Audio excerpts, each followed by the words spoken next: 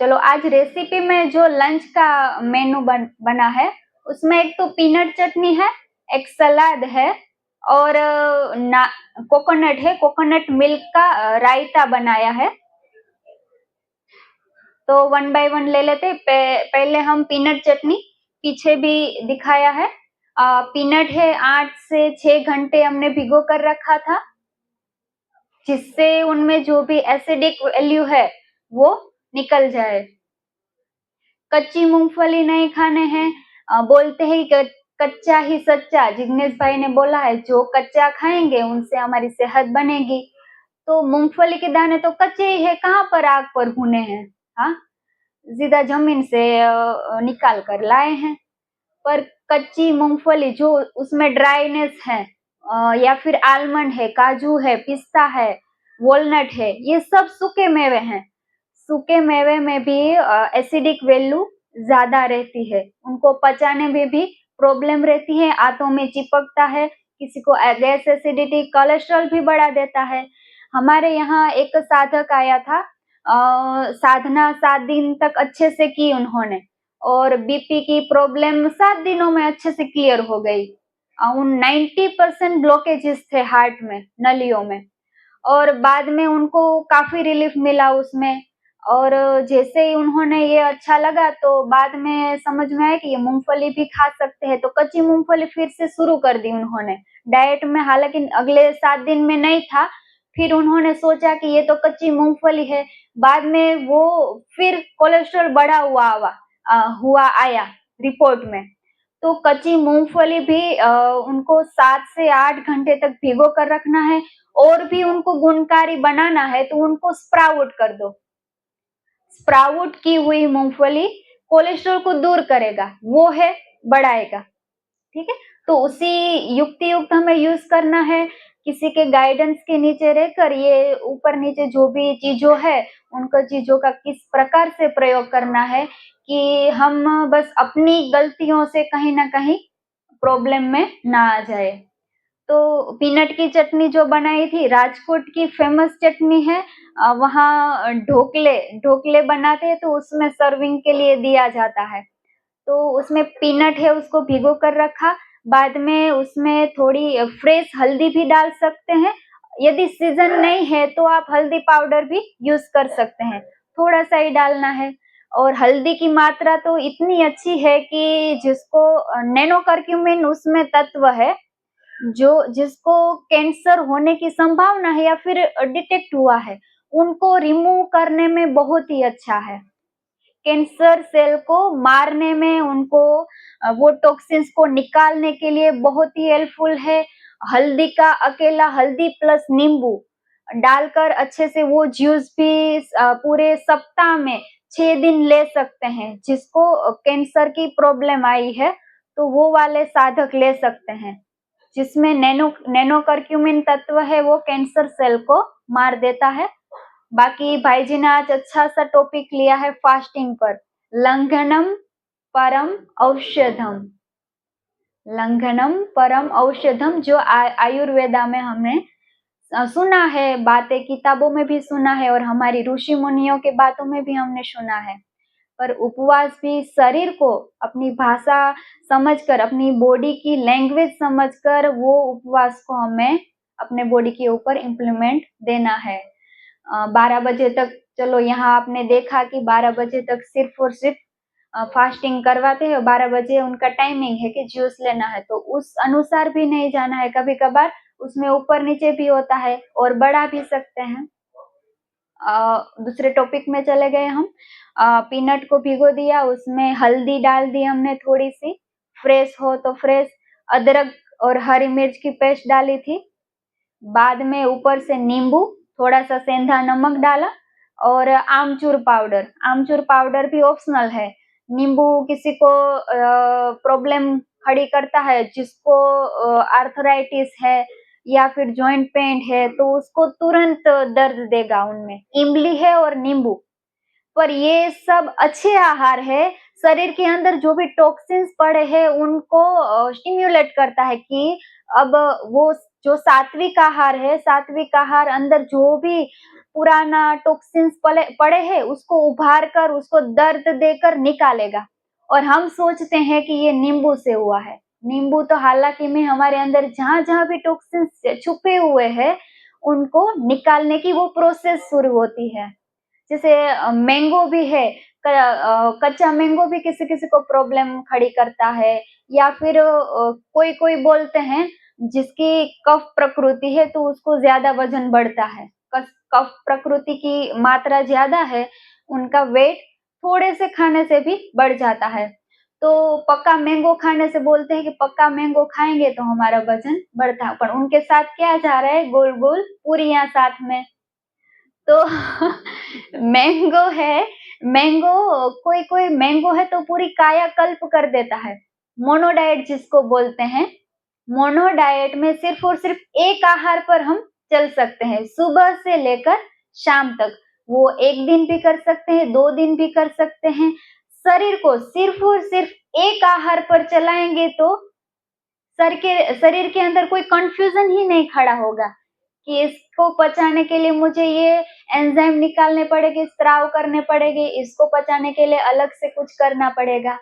जब शरीर को एक ही भोजन पर हम डिपेंडेंट कर दे, जब बॉडी को टॉक्सिन है उनको निकालना है, तब की बात है।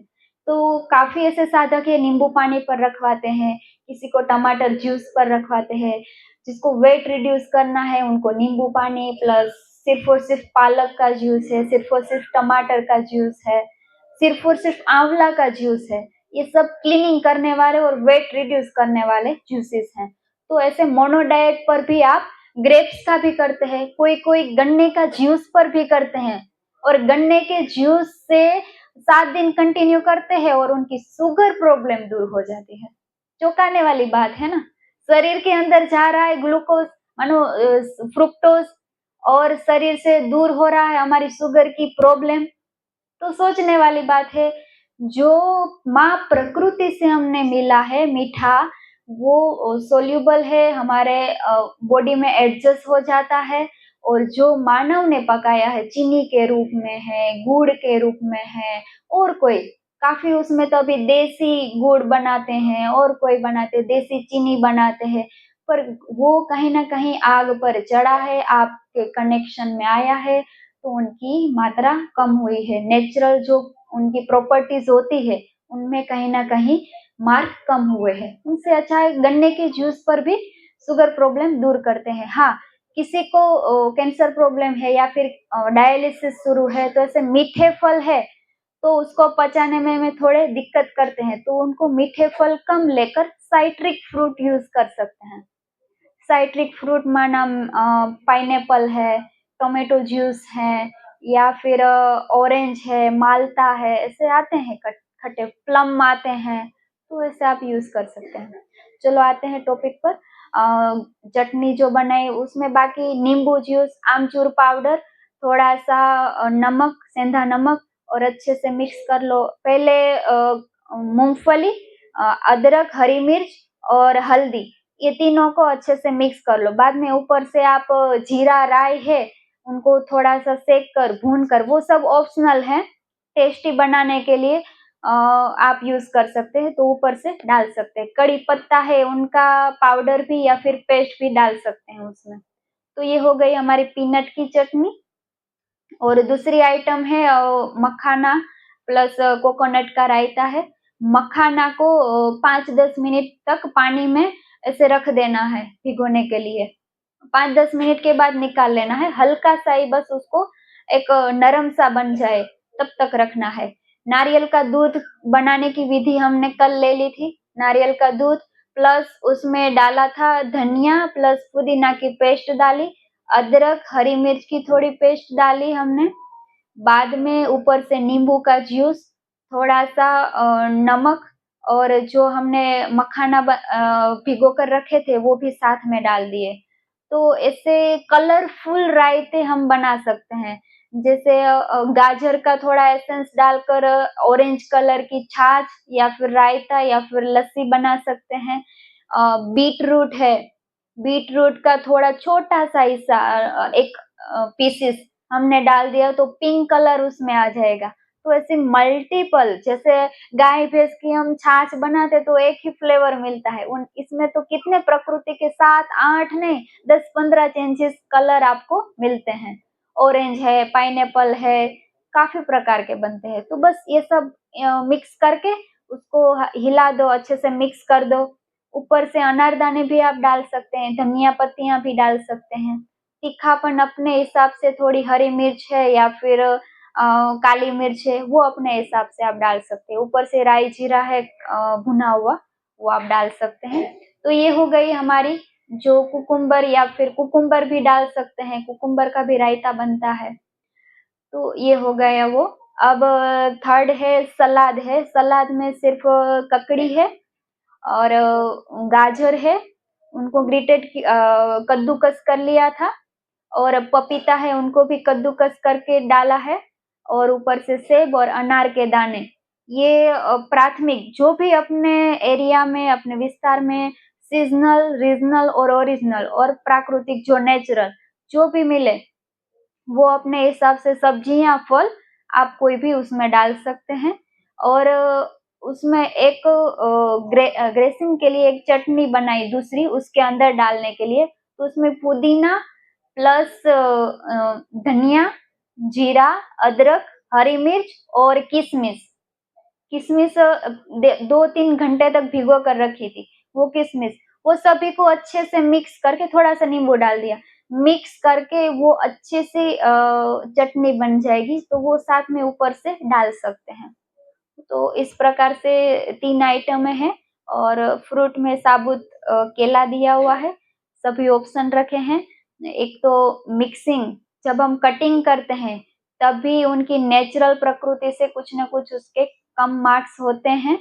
तो जितना कम से कम चप्पू लगे वो वाला हम आहार सिलेक्ट करते हैं, तो हम क्या है, सात्विक प्रकृति के, जिसको जिस प्रकृति में, जिस स्थिति में है, उसी आहार को हम जब ग्रहण करते हैं तो हीलिंग है 3-4 गुना नहीं 10 गुना बढ़ जाएगी।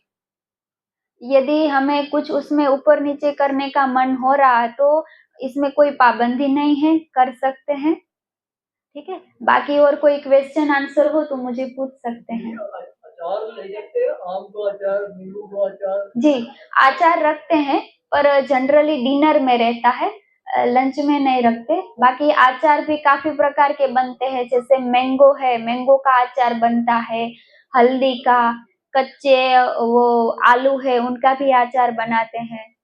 और जो घिया नहीं, पर वो गलका बोलते हैं, आप यहाँ क्या बोलते हैं, तोरी। हाँ, तोरी की सब्जी भी बनाते हैं। तोरी को छोटे छोटे पीसेस करके उसमें टमाटर प्लस थोड़े नारियल की ग्रेवी बनाकर उसमें धनिया डाल दिया, अदरक, हरी मिर्च और थोड़ा सा जीरा, ये ग्रेवी बनाकर उसमें तोरी छोटे छोटे पीसेस करके एक सब्जी भी बन जाती है। तो उसी प्रकार से आप बना सकते हैं, सब्जी भी मल्टी प्रकार की बना सकते हैं।